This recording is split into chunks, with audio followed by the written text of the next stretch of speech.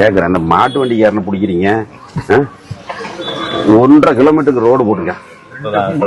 இல்ல ரோடு ஆத்துக்குள்ள 4 கிலோமீட்டருக்கு மணல் இல்லைங்க. ஏன்னா 300 ரோடு 400 ரோடு மண் வெளியே போகுது 4 இடத்துல. எங்க போச்சு காவல்துறை? ஏலவாளைனா ஒண்ணு, ஆளுங்கட்சிக்காரன்னா ஒண்ணா? அப்புறம் என்ன நடவடிக்கை? இத்தனை நாள் எத்தனை நடவடிக்கை எடுத்திருக்கீங்க சொல்லுங்க. வந்து பாருங்க முதல்ல. எஸ்பி சார் வரட்டும், எஸ்பி சார் வர சொல்லுங்க. இல்ல நானும் இங்கே கொண்டுக்கிறேன் சார், கட்டில எடுத்து போட்டு இப்படியே படுத்துக்குவேன். வந்து பாக்கணும், நான் சுத்தி பார்த்துட்டு வந்தேன். அண்ணன் சொன்னீங்க இல்லையா, அது மாதிரி இந்த 5 200 கிட்டாச்சு நிக்குது, 5 லாரி நிக்குது. சண்டிங் அடிச்சு கொண்டு ஓட்டிட்டு இருக்காங்க. நைட்டு அங்க ஓட்ட போய் பார்த்த போய் பாரு.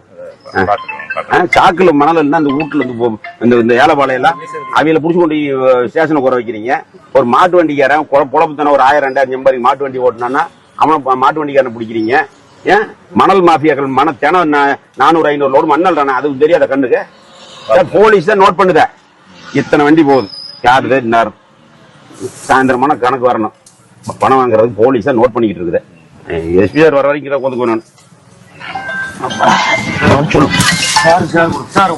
சார்.